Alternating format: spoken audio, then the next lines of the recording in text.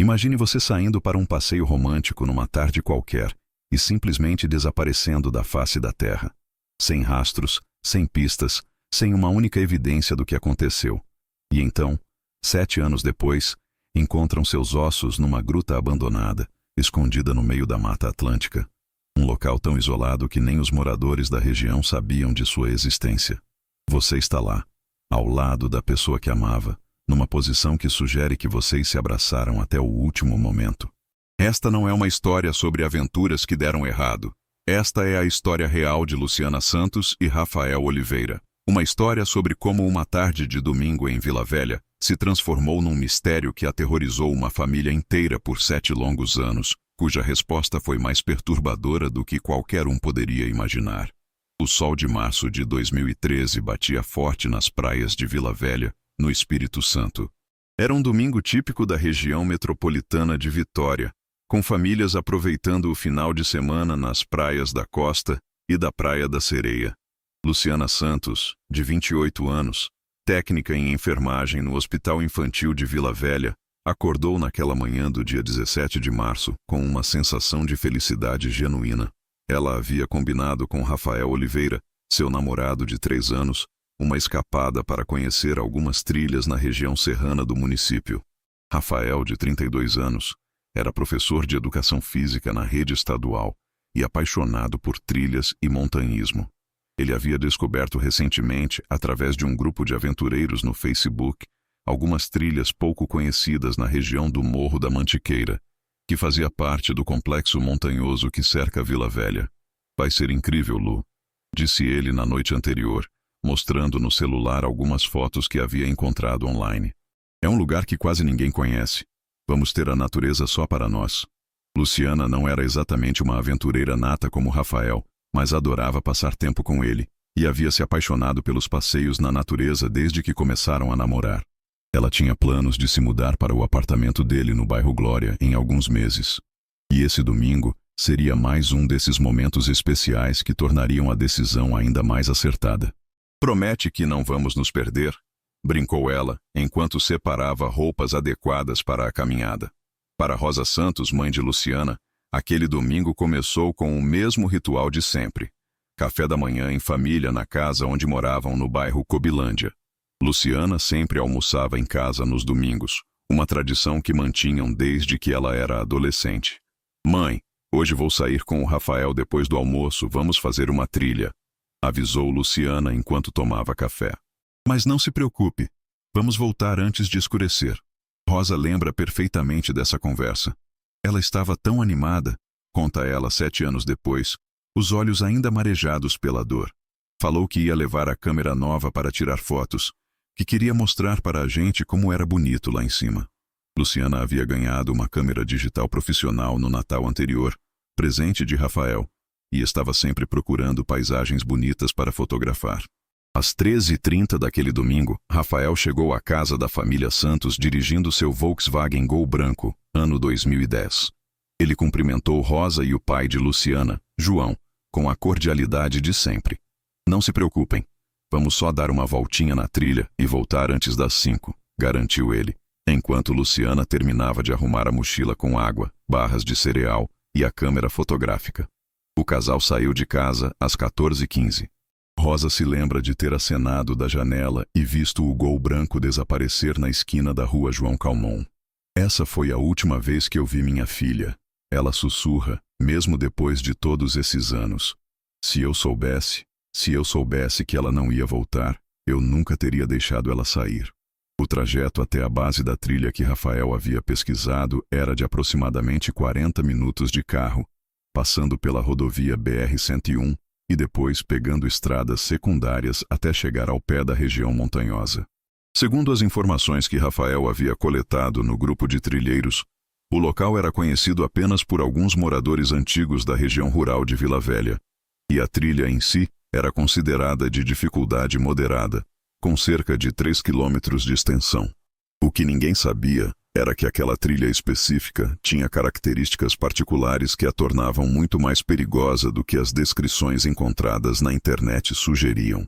A região, formada por rochas calcárias típicas da formação geológica do Espírito Santo, Apresentava diversas grutas e cavernas naturais, algumas delas com aberturas camufladas pela vegetação densa da Mata Atlântica local. Quando o relógio marcou 18 horas e Luciana não havia retornado, Rosa começou a se preocupar. Ela sempre cumpria os horários, explica ela. Mesmo quando saía com as amigas, sempre ligava se fosse se atrasar. Às 19 horas, Rosa ligou para o celular de Luciana. O telefone chamou várias vezes, mas ninguém atendeu. Ela tentou o número de Rafael com o mesmo resultado. João Santos, pai de Luciana, tentou manter a calma. Pode ser que eles tenham se perdido ou que o sinal do celular esteja ruim na região da trilha, disse ele para a esposa. Vamos esperar mais um pouco. Mas quando chegaram às 21 horas e ainda não havia notícias, a preocupação se transformou em pânico real. Foi então que Rosa tomou a decisão que mudaria sua vida para sempre. Ela ligou para a polícia. Minha filha saiu para uma trilha hoje de tarde e não voltou, explicou ela para o atendente do 190. Eles disseram que voltariam antes das 5, e agora já são 9 da noite. O atendente perguntou se ela tinha tentado contato com os celulares, se conhecia o local exato onde eles haviam ido e se havia algum histórico de sumiços anteriores. A primeira viatura da Polícia Militar chegou à casa da família Santos às 22h30. Os policiais militares, sargentos Carlos Eduardo e Marcelo Silva, fizeram as perguntas de rotina e explicaram que, tecnicamente, uma pessoa só é considerada desaparecida oficialmente após 24 horas do último contato. Mas vamos anotar as informações e começar algumas verificações preliminares, garantiu o sargento Carlos. O que os policiais fizeram nas primeiras horas foi tentar localizar o veículo de Rafael através do sistema de placas e verificar se havia algum registro de acidentes na região. Eles também entraram em contato com os bombeiros para saber se havia algum chamado relacionado a pessoas perdidas em trilhas na região de Vila Velha. A primeira busca oficial começou na manhã de segunda-feira, 18 de março de 2013. Uma equipe do Corpo de Bombeiros do Espírito Santo, especializada em salvamento em montanha, foi acionada para percorrer as trilhas conhecidas na região do Morro da Mantiqueira. Eles foram acompanhados por 2 policiais militares e por João Santos, que insistiu em participar das buscas. Foi o dia mais longo da minha vida, lembra João. Andamos por horas, gritando os nomes deles, procurando qualquer sinal. Encontramos algumas pegadas que poderiam ser deles, mas nada definitivo. A equipe encontrou também alguns vestígios que poderiam ter sido deixados por trilheiros. Pedaços de tecido presos em galhos, uma garrafa de água vazia, mas nada que pudesse ser definitivamente associado a Luciana e Rafael. Durante os 3 primeiros dias de busca, mais de 50 voluntários se juntaram às equipes oficiais. Amigos de Rafael da escola onde ele trabalhava, colegas de Luciana do hospital, membros da comunidade local e até desconhecidos que haviam ouvido sobre o caso na imprensa local. Era impressionante ver tanta gente mobilizada, conta Maria Silva, vizinha da família Santos. Todo mundo queria ajudar, todo mundo torcia para que eles fossem encontrados. A primeira pista concreta apareceu na quarta-feira, 20 de março. Um morador da região rural, conhecido como Seu Antônio, de 67 anos, procurou os bombeiros para relatar que havia visto um carro branco estacionado numa estrada de terra no domingo à tarde. Era um Gol branco, igual ao que vocês estão procurando, disse ele. Estava parado ali perto da entrada da trilha velha, aquela que quase ninguém usa mais. Seu Antônio levou a equipe até o local onde havia visto o veículo. Era uma estrada de terra que dava acesso a uma região montanhosa mais isolada, diferente da trilha principal que os bombeiros haviam percorrido nos dias anteriores. Aqui é mais perigoso, explicou o homem. Tem muita gruta por aí, e algumas são bem fundas. A gente sempre avisava para os jovens não virem por aqui sozinhos. Adão, o local onde seu Antônio havia visto o carro, ficava a cerca de 2 quilômetros da trilha principal, numa região que não constava nos mapas turísticos e que não era mencionada nos grupos de trilheiros da internet. Era uma área que apenas os moradores mais antigos conheciam e que havia sido praticamente abandonada depois que uma nova estrada foi construída nos anos 1990. A equipe de busca redirecionou todos os esforços para essa nova região. O tenente dos bombeiros Marcos Vieira, que coordenava a operação, explicou para a família que a área era consideravelmente mais complexa. Vamos precisar de equipamentos especiais para explorar as grutas, disse ele. Mas não percam a esperança, vamos encontrar eles. Durante os 5 dias seguintes, os bombeiros exploraram sistematicamente todas as grutas conhecidas na região. Era um trabalho lento e perigoso que exigia equipamentos de rapel e espeleologia. Algumas grutas tinham profundidades de mais de 50 metros. Outras eram apenas buracos rasos, mas todas precisavam ser verificadas minuciosamente. Era como procurar uma agulha no palheiro, explica o tenente Marcos. A região tem dezenas de grutas, e algumas são conectadas por túneis subterrâneos. Sem falar que a vegetação é muito densa, então uma entrada de gruta pode passar despercebida facilmente. A cada gruta explorada sem sucesso, a ansiedade da família aumentava. Rosa Santos praticamente não dormia. Ela passava os dias no local das buscas, levando água e comida para os voluntários, e as noites em claro, olhando para o celular na esperança de que ele tocasse. Eu tinha certeza de que eles estavam presos em algum lugar, feridos, esperando por socorro, conta ela. Nunca passou pela minha cabeça que eles poderiam estar mortos. A primeira semana se transformou em 1 mês. O mês se transformou em 2, depois 3. A imprensa local, que inicialmente cobriu o caso com destaque, começou a dar menos espaço para a história. Os voluntários foram diminuindo gradualmente, e as buscas oficiais passaram a ser realizadas apenas nos finais de semana. Em junho de 2013, 3 meses após o desaparecimento, a família Santos recebeu uma notícia que trouxe uma breve esperança. O carro de Rafael havia sido localizado. Um agricultor da região encontrou o Volkswagen Gol branco abandonado numa estrada de terra, a cerca de 5 quilômetros do local onde seu Antônio havia visto o veículo pela última vez. O carro estava com as portas destrancadas, as chaves no contato, e não apresentava sinais de acidente ou violência. Dentro do veículo, a perícia encontrou as carteiras de Luciana e Rafael, os celulares deles e uma mochila com água e barras de cereal.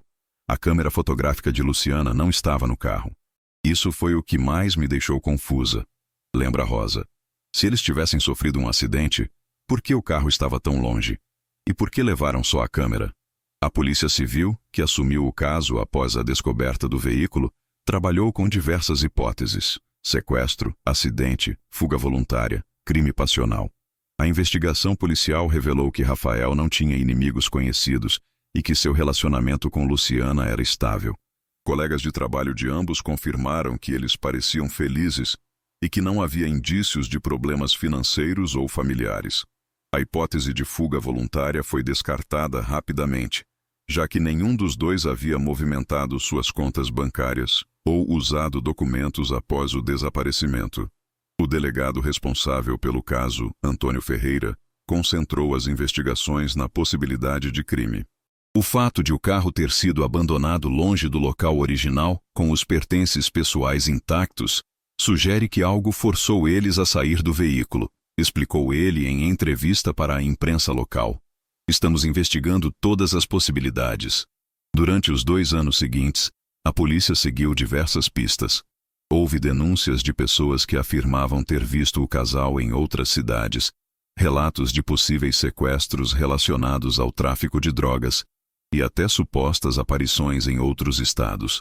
Todas as pistas foram investigadas minuciosamente, mas nenhuma levou a descobertas concretas.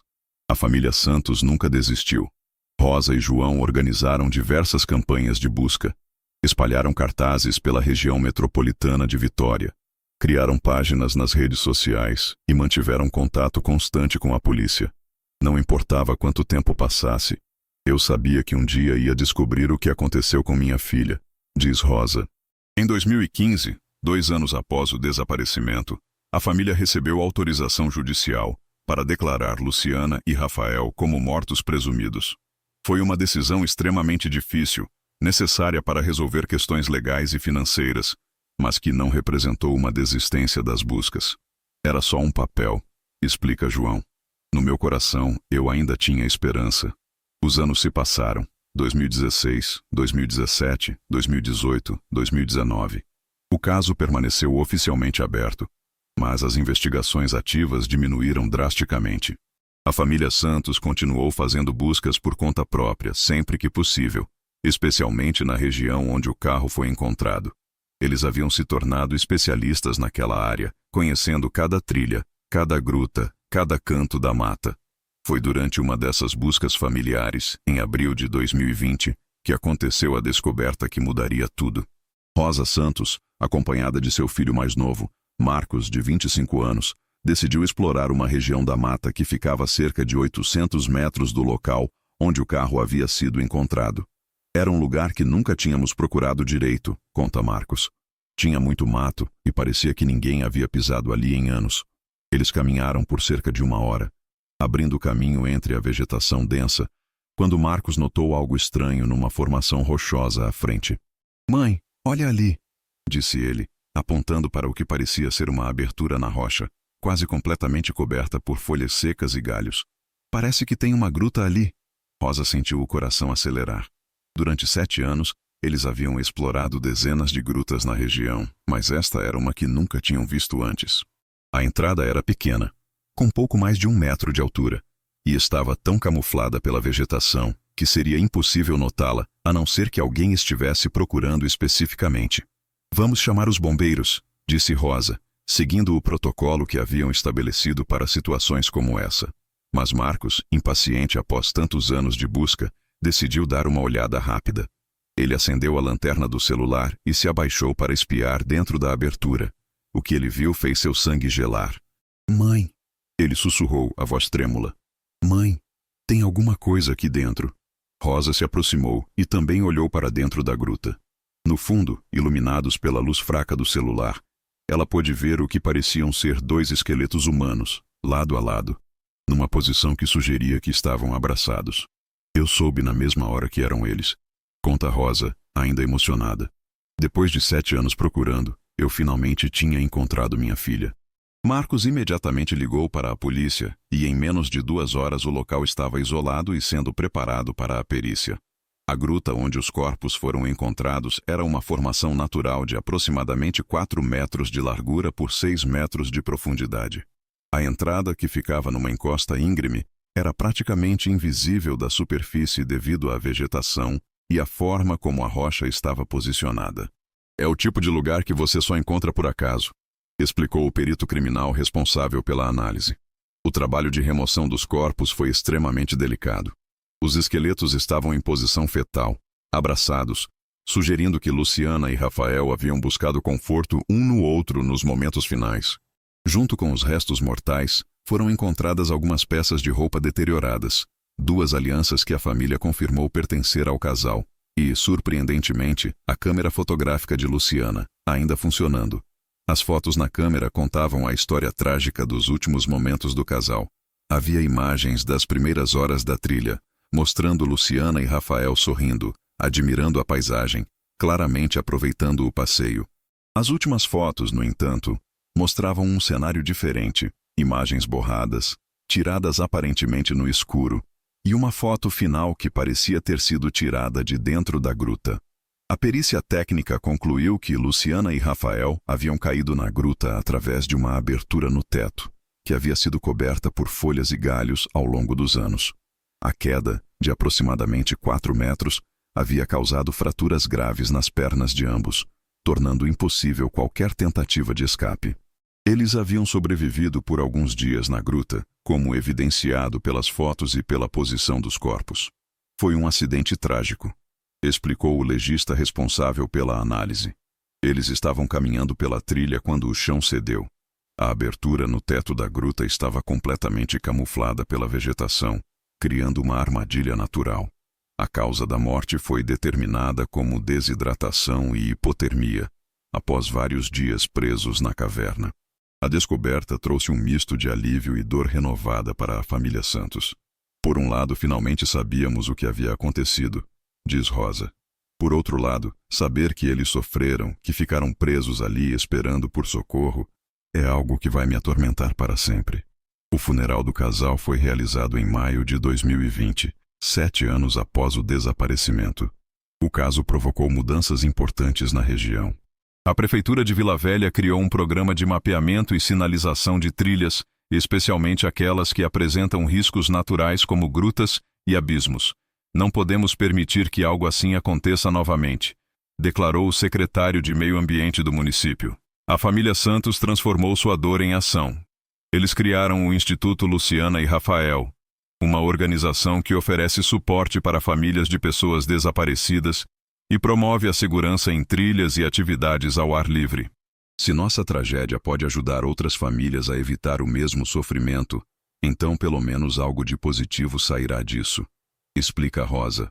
O local onde os corpos foram encontrados foi selado permanentemente pelas autoridades, mas a família Santos ainda visita a região regularmente. É o último lugar onde eles estiveram juntos, diz João. De alguma forma, isso nos traz paz. A gruta está marcada com uma placa memorial que homenageia o casal e serve como alerta para outros trilheiros. A história de Luciana e Rafael se tornou um marco na discussão sobre segurança em trilhas no Espírito Santo. Grupos de trilheiros agora exigem mapas detalhados das rotas, equipamentos de segurança obrigatórios e comunicação constante com familiares. Eles não morreram em vão se isso ajudar a salvar outras vidas, reflexiona Rosa. Hoje, 7 anos após a descoberta dos corpos, a família Santos ainda mantém viva a memória do casal. Na casa onde Luciana cresceu, há um altar com fotos dos dois, sempre decorado com flores frescas. Eles estão em paz agora, diz Rosa, olhando para uma foto do casal sorrindo na praia. E nós finalmente temos nossas respostas. O caso de Luciana e Rafael nos lembra da fragilidade da vida e da importância de valorizar cada momento com as pessoas que amamos. Também nos ensina que a natureza, por mais bela que seja, pode esconder perigos inesperados. Mas, acima de tudo, mostra a força do amor. Tanto o amor entre duas pessoas que se abraçaram até o fim, quanto o amor de uma família que nunca desistiu de buscar a verdade. A gruta onde eles foram encontrados continua selada, mas sua história ecoa pelas montanhas de Vila Velha como um lembrete permanente de que algumas respostas, por mais dolorosas que sejam, são necessárias para que possamos seguir em frente. E que o amor, mesmo diante da morte, permanece como a força mais poderosa que conhecemos.